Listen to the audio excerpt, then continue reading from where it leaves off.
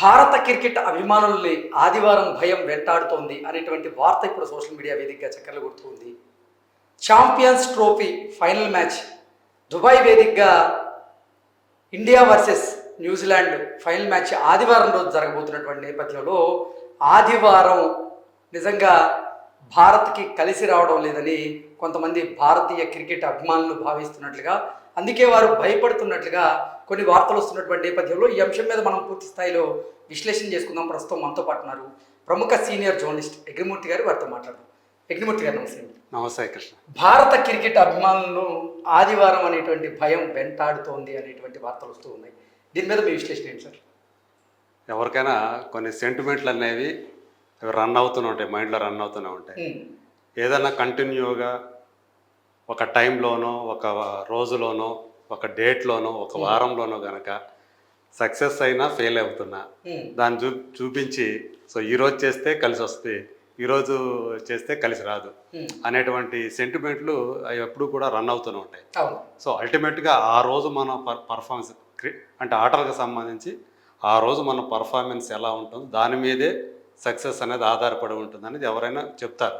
అయినప్పటికీ కూడా ఇప్పుడు వరకు కూడా ఆదివారం జరిగినటువంటి అనేక ఫైనల్ మ్యాచ్ల్లో ఇండియా ఓడిపోవటం అనేది ఇప్పుడు నిజంగానే చాలామంది భారత క్రికెట్ ప్రేమికుల్ని కలవరపెడుతున్నటువంటి అంశం అనేది నిజమే. అది సోషల్ మీడియాలో ఎక్కువ మంది ఇప్పుడు దాన్నే ప్రస్తావిస్తూ ఉన్నారు.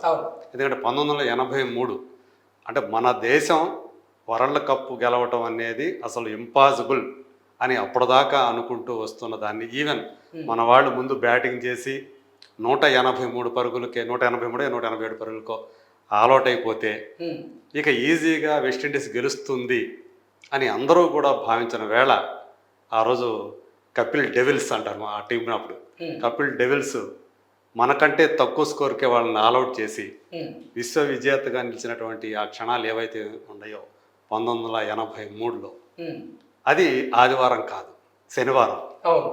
సో అప్పటి నుంచి కూడా ఎప్పుడు విశ్వ విజేతగా నిలిచినా అది వన్డే ఇంటర్నేషనల్ కావచ్చు, లేదంటే T20 కావచ్చు, టెస్టులు కావచ్చు, టెస్ట్ ఛాంపియన్షిప్లు కావచ్చు, లేదా ఈ ఛాంపియన్స్ ట్రోఫీ కావచ్చు. సో ఎప్పుడు గెలిచినా శనివారము లేదా సోమవారమో జరిగాయి అవన్నీ కూడా ఇప్పటివరకు కూడా. అంటే మన ఇండియా గెలిచినవన్నీ కూడా అయితే శనివారం లేదా సోమవారం అలా ట్రోఫీలు గెలిచింది మనం. అయితే ఎప్పుడు ఆదివారం జరిగినా అది ఇంతవరకు కూడా ఇండియా గెలవలేదు. అట్లాంటి ఇప్పటివరకు కూడా 5 సార్లు సంభవించింది అన్ని కలుపుకొని, T20లు కానీ, వన్డే ఇంటర్నేషనల్స్ కానీ, ఛాంపియన్స్ ట్రోఫీ కానీ. అలా 5 ట్రోఫీల్లో ఆదివారం మనకు కలిసి రాలేదు. ఏ సంవత్సరాల్లో జరిగింది సార్ అది? అంటే సంవత్సరాలంటే కరెక్ట్గా జ్ఞాపకం లేదు, కానీ లాస్ట్ టైం చూసుకున్నా కానీ ఆదివారం జరిగింది. అది ఏది 2023 వన్డే ఇంటర్నేషనల్స్ ఏవైతే ఉండేవో అది ఆదివారం జరిగింది. మన ఫైనల్స్లో ఆస్ట్రేలియా చేతిలో ఓడిపోయాం. అట్లాగే T20 వరల్డ్ కప్ ఫస్ట్ జరిగినప్పుడు మనం గెలిచాం, అది సోమవారం జరిగింది. ఆ తర్వాత జరిగినవన్నీ కూడా మన వాళ్ళు ఫైనల్స్కి వచ్చిన దాంట్లో ఓడిపోయింది. దాని తర్వాత ఒకసారి వచ్చింది అనుకుంటా ఫైనల్స్కి, అది ఆదివారం జరిగింది, ఓడిపోయింది.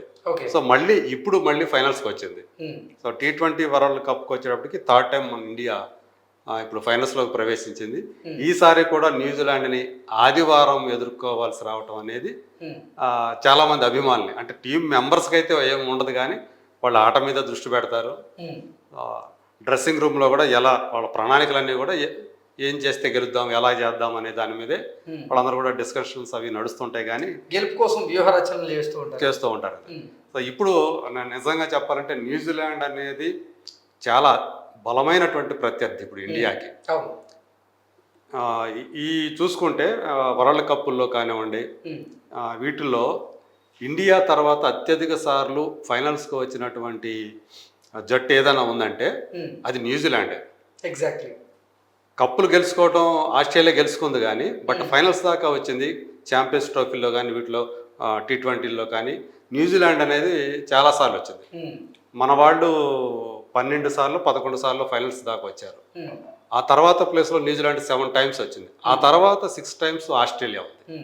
సో కాబట్టి ఇలాంటి బలమైన ప్రత్యర్థుల్ని మనం ఎదుర్కోవాలి, మన వ్యూహం బలంగా ఉండాలి. ఖచ్చితంగా. సో అందు గురించి ఇప్పుడు చాలా మంది ఈ ఆదివారం ఫ్యాక్టర్ ఒకటి, అలాగే న్యూజిలాండ్ ఫ్యాక్టర్ ఒకటి కూడా భయపెడుతూ ఉంది. ఓకే. సో ఆస్ట్రేలియాని ఎట్లా కొట్టేసాం సెమీఫైనల్స్లో. సో ప్రతీకారం 2023 వన్డే ఇంటర్నేషనల్ దానికి ప్రతీకారం తీసుకున్న వరల్డ్ కప్కి ఈసారి ఛాంపియన్స్ ట్రోఫీలో దాన్ని ఓడించేసాం కాబట్టి చాలామంది అమ్మయ్య మనకి ఆస్ట్రేలియా థ్రెట్ అనేది పోయింది అనుకున్నారు. కానీ ఇప్పుడు చాలామంది ఇంకా విశ్లేషకులు అయితే న్యూజిలాండ్ ఇలాంటి వాటిల్లో టోర్నీల్లో, ఐసీసీ టోర్నీల్లో ఆస్ట్రేలియా కంటే కూడా ప్రమాదకరమైనటువంటి ప్రత్యర్థి న్యూజిలాండ్. మిగతా టైంలో మిగతా టోర్నీలో వాళ్ళు అంటే ముక్కోణపు టోర్నీలు కానివ్వండి, లేదా ఫేస్ టు ఫేస్ టోర్నీలో కానివ్వండి, వాళ్ళు వెనకబడినా కానీ బట్ ఐసీసీ ట్రోఫీలకు వచ్చేటప్పటికి వాళ్ళు చాలా బలమైనటువంటి ప్రత్యర్థులుగా ఉన్నారు. ఇప్పుడు మిచెల్ శాంటర్ తను ఇప్పుడు కెప్టెన్గా వ్యవహరిస్తూ ఉన్నాడు. అతని వ్యూహాలు కూడా ఇప్పుడు బాగా ఫలిస్తూ ఉన్నాయి. చాలా చక్కగా బౌలర్స్ను ఉపయోగించుకుంటున్నాడు. అవతల వాళ్ళని కట్టడి చేయగలుగుతాడు, అంటే ఎక్కువ పరుగులు చేయకుండా నియంత్రించగలుగుతున్నాడు అని చెప్పేసి అతని కెప్టెన్సీని అందరూ కూడా మెచ్చుకుంటూ ఉన్నారు.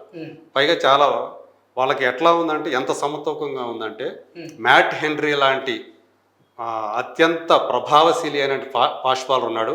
అంటే స్టార్టింగ్లోనే వికెట్లు తీయగల సత్తా అతని సొంతం మ్యాట్ హెన్రీ. సార్ కాకపోతే ఏంటంటే ఇప్పుడు దుబాయ్ వేదికగా జరుగుతున్న ఈ ఫైనల్ మ్యాచ్కి దుబాయ్ పిచ్ అనేది అది స్పిన్ బౌలర్లకి అనుకూలంగా మారేటువంటి అవకాశం ఉన్న నేపథ్యంలో ఖచ్చితంగా అంటే స్పిన్ బౌలర్ల విషయానికి వస్తే భారత్ వైపు మరింత మంది ఉన్నారు, న్యూజిలాండ్ వైపు అంటే అప్పటికప్పుడు తీసుకొచ్చి ఆడించేటువంటి స్పిన్ బౌలర్లు ఉన్నారు. వాళ్ళకి ఆ పిచ్చి భారత్కి అనుకూలంగా మారేటువంటి అవకాశం ఉంది. అందులోనూ ఇప్పటికే అదే పిచ్ మీద ఒకసారి న్యూజిలాండ్ ని భారత్ టీం కూడా ఓడించినటువంటి దాఖలాలు ఉన్నాయి. ఏంటి అంటే ప్రతీకారం తీర్చుకునేందుకు న్యూజిలాండ్ ఈసారి సిద్ధంగా ఉండేటువంటి అవకాశం ఉందా? అసలు ఫైనల్ మ్యాచ్లో పరిస్థితి ఎలా ఉండేటువంటి అవకాశం ఉంది? ఫైనల్ మ్యాచ్లో ఎవరు గెలిచేటువంటి అవకాశం ఎక్కువగా ఉంది అంటే ఏం చెప్తారు? రోహిత్ శర్మ ఏదో 4-5 ఓవర్లు ఆడి వెళ్ళిపోతే లాభం లేదు. ప్రతిసారి విరాట్ కోహ్లీ ఆదుకుంటాడని చెప్పేసి మనం భారాన్నంతా అతని మీద మోయలేం. ఇప్పుడు వరుసగా 14 సార్లు ఇండియా టాస్ ఓడిపోయింది రోహిత్ శర్మ సారథ్యంలోనే. అయినప్పటికీ కూడా మనకి ఒక చేజింగ్ వీరుడు ఉన్నాడు కాబట్టి విరాట్ కోహ్లీ ఇప్పుడు దాకా గెలవగలిగాం. ఇప్పుడు అదే గవాస్కర్ అదే చెప్పాడు, సో నువ్వు 7-8 ఓవర్లు ఉండటం కాదు, 25 ఓవర్ల పాటు నువ్వు క్రీజులో ఉండగలిగేలాగా అలా నువ్వు వ్యూహం రచించుకొని నువ్వు ఆడగలగాలి. ఆ దూకుడుగా ప్రతిసారి దూకుడుగా ఆడేసేసేద్దాము, మిగతా బ్యాట్స్మెన్ కుదరదు అని చెప్పేసి ఆయన చాలా స్పష్టంగా చెప్పాడు. నువ్వు కనీసం 25 ఓవర్ల దాకా ఆడి అక్కడ బోర్డు మీద 180 నుంచి 200 పరుగులు ఉండేదాకా నువ్వు ఉంటే అప్పుడు ఇంకా మనకి విజయావకాశాలు ఎక్కువగా ఉంటాయి. ఇప్పుడు మీరు అన్నారు స్పిన్ బౌలింగ్, ఆ స్పిన్ బౌలింగ్ ఇండియా ఇప్పుడు వరుణ్ చక్రవర్తి వచ్చిన తర్వాత ఇంకా మరింత మిస్టరీ స్పిన్నర్ అంటారు అతను, ఇంకా మరింత బలోపేతమైంది స్పిన్ విభాగం అనేది. ఎడుదిరిగి రవీంద్ర జడేజా అతను స్పిన్ ఆల్రౌండర్, అలాగే ఇప్పుడు వరుణ్ చక్రవర్తి వచ్చాడు, కుల్దీప్ యాదవ్ ఉన్నాడు. సో వీళ్ళ ముగ్గురు కాంబినేషన్ ఇప్పుడు బాగా అక్షర్ పటేల్ ఉన్నాడు, అతను స్పిన్ ఆల్రౌండర్. సో ఇంతమంది మనకి ఉండారు, స్పిన్ ఆల్రౌండర్లు ఉన్నారు, అలాగే స్పెషలిస్ట్ స్పిన్నర్లు ఉన్నారు. అలాగని ఇక్కడ కూడా న్యూజిలాండ్లో కూడా కెప్టెన్ శాంటర్న్తో పాటు బ్రేస్వెల్, ఇప్పుడు ఈ మధ్యకాలంలో బ్రేస్వెల్ చాలా మంచి స్పిన్ బౌలింగ్ వేస్తున్నాడు, వికెట్లు తీయగలుగుతున్నాడు. అలాగే ఇప్పుడు గ్లెన్ ఫిలిప్స్ అతను హార్డ్ హిట్టర్, అతను ఆల్రౌండరే, కానీ అతను అవసరమైన సమయంలో అతను కూడా వికెట్ తీసినాడు. మొన్న కూడా చూస్తే సౌత్ ఆఫ్రికా మ్యాచ్లో ఫిలిప్స్ కూడా 2 వికెట్లు తీయగలిగాడు, శాంటర్న్ 3 వికెట్లు తీశాడు. అట్లా వాళ్ళ స్పిన్నర్స్ కూడా చాలా అవసరానికి తగ్గట్టుగా వాళ్ళు కూడా స్పిన్ బౌలింగ్ లో రాణిస్తూ ఉన్నారు. అవును. సో అది అందు గురించి చాలా సమతూకంగా ఉంది అంటున్నాను. అక్కడ వాళ్ళ ఇప్పుడు కేన్ విలియమ్స్ కెప్టెన్సీ తప్పుకున్న తర్వాత అతను బ్యాటింగ్ ఇంకా మరింత మెరుగ్గా రాణిస్తూ ఉన్నాడు. మన సెంచరీ రచిన్ రవీంద్రతో పాటు తను కూడా సెంచరీ చేశాడు. అంటే ఇక్కడ రచిన్ రవీంద్రని అలాగే విలియమ్సన్ ని వీళ్ళిద్దరిని గనక త్వరగా పివిలియన్ కి పంపగలిగితే భారత వ్యూహం సక్సెస్ అయ్యేటువంటి అవకాశం ఉంది అంటూ చాలా మంది అనాలిసిస్ చేస్తూ ఉన్నారు. దాన్ని మనం ఎలా చూడొచ్చు? ఇంకొక అతను కూడా ప్రమాదకరం, అంటే మొన్న తొందరగా అవుట్ అయ్యాడు కానీ డారిల్ మిచెల్ ఉన్నాడు, అతను కూడా హార్డ్ హిట్టరే, చాలా ప్రమాదకరం. యాక్చువల్గా T20 ఇంటర్నేషనల్ చాలా ప్రమాదకరమైనటువంటి బ్యాట్స్మెన్ అతను డారిల్ మిచెల్. సో ఈ ముగ్గురు రచిన్ రవీంద్ర, అలాగే కేన్ విలియమ్సన్, మిచెల్, వీళ్ళ ముగ్గురిని కనుక తొందరగా అవుట్ చేయగలిగితే ఖచ్చితంగా ఇండియాకి విజయ అవకాశాలు చాలా ఎక్కువగా ఉంటాయి. రోహిత్ శర్మ మనకు తెలుసు, అతను ఎక్కడ కూడా ఎలాంటి విషయాలు, ధోని ఎలా అయితే చాలా కంట్రోల్గా బ్యాలెన్స్డ్గా ఉంటాడో, అతని వ్యూహాలు అర్థం చేసుకోవడంలో ఇబ్బంది పడుతూ ఉంటారు ప్రత్యర్థుడు. అలాగే రోహిత్ శర్మ ఇవాళ ధోని తర్వాత అత్యంత సక్సెస్ఫుల్ కెప్టెన్గా, ఇండియన్ కెప్టెన్గా అతను నిలిచాడు కాబట్టి, సో అతని ఆడిన ఆటలే, వాడు సాధించినటువంటి విజయాలే, ఇండియాకి సాధించిపెట్టిన విజయాలే అతని కెప్టెన్సీకి ఏంటనేది మనకు తెలియజేస్తాయి. చూడాలి అతను ఎలా చేస్తాడు ఏంటి. సో ఈసారి అంటే మిడిల్ ఆర్డర్ విషయానికి వస్తే కూడా, అంటే న్యూజిలాండ్ టీంతో పోలిస్తే భారత టీం చాలా పటిష్టంగా ఉంది. కేఎల్ రాహుల్ 6th నెంబర్లో రావటం అనేది ఇండియాకి చాలా బలాన్ని ఇస్తుంది. సో అతను అంటే అక్షర్ పటేల్ కూడా ముందుకు వచ్చి 4th నెంబర్లో వచ్చి బ్యాటింగ్ చేస్తున్నాడంటే మన ఇండియన్ బ్యాటింగ్ అంటే టాప్ ఆర్డర్ బాగుంది, మిడిల్ ఆర్డర్ బాగుంది, లోయర్ ఆర్డర్లో కూడా మనకు కనిపిస్తుంది. సో ఈవెన్ రవీంద్ర జడేజా వరకు కూడా మనకి 8th నెంబర్ వరకు బ్యాట్స్మెన్ వరకు కూడా చాలా బలంగా, పేపర్ మీద అయితే చాలా బలంగా కనిపిస్తుంది up to Ravindra Jadeja. So మిగతా కింద ఉన్నటువంటి 9, 10, 11 మాత్రం బౌలర్స్గానే ఉన్నారు. కానీ సో 8 వరకు కూడా ఆల్రౌండర్ తోటి, టాప్ ఆర్డర్ బ్యాట్స్మెన్ తోటి చాలా పటిష్టంగా కనిపిస్తూ ఉంది. నిజంగా కేఎల్ రాహుల్ అతను ఆడుతున్న తీరు ఇప్పుడు ఇండియాకి సంబంధించి మాత్రం అందరూ కూడా చాలా హ్యాపీగా ఫీల్ అవుతున్నారు. తన పాత్రను అర్థం చేసుకొని ఒకవైపు వికెట్ల వెనక ఉండి పరుగులు నియంత్రించడంలో కానీ, క్యాచ్లు పట్టడంలో కానీ, రాహుల్ ద్రావిడ్ నాకు తెలిసి ఇదివరకు రాహుల్ ద్రావిడ్ వన్డేలు అలా చేసేవాడు.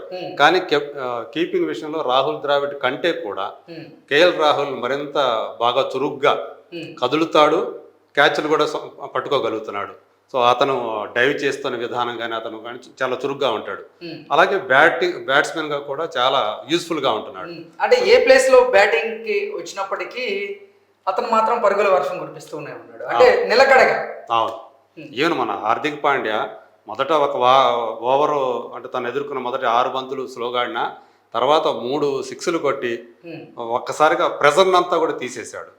సో దాంతో అతను ఆడిన విధానం చేసింది 26 పరుగులు అయినప్పుడు అందులో 3 సిక్స్లు ఉన్నాయి. దాంతో అలా అంటే ఎవరికి వాళ్ళు తమ పాత్రను కరెక్ట్గా అర్థం చేసుకొని దానికి తగ్గట్టుగా, పరిస్థితులు తగ్గట్టుగా ఆ టైంలో ఎలా ఆడాలనే దానికి తగ్గట్టు ఆడగలిగితే మాత్రం అవును, ఈసారి దాన్ని బ్రేక్ చేసి, ఆ సెంటిమెంట్ని బ్రేక్ చేసి ఆదివారం ఇండియా గెలవలేదు అనేటువంటి ఆ జింక్స్ ఏదైతే ఉందో దాన్ని బ్రేక్ చేసి ఇప్పుడు ఆదివారం అయినా సరే వారంతో సంబంధం లేదు అని నిరూపిస్తుంది అనేటువంటి నమ్మకం చాలామంది మన క్రికెట్ అభిమానుల్లో ఉంది. నాలో కూడా అదే, నేను కూడా అదే అనుకుంటున్నాను. ఈసారి మొన్న ఎట్లాగైతే లీగ్లో కొట్టేసిందో న్యూజిలాండ్ని, ఈసారి ఫైనల్స్లో కూడా న్యూజిలాండ్ని కొట్టి మళ్ళీ ఛాంపియన్స్ ట్రోఫీని కూడా రోహిత్ శర్మ మనకు అందిస్తాడనే నమ్మకం అయితే నాలో కూడా ఉంది. మిగతా ఎంతమందిలో ఉందో జనంలో నాలో కూడా ఉంది. Okay okay sir, thank you so much.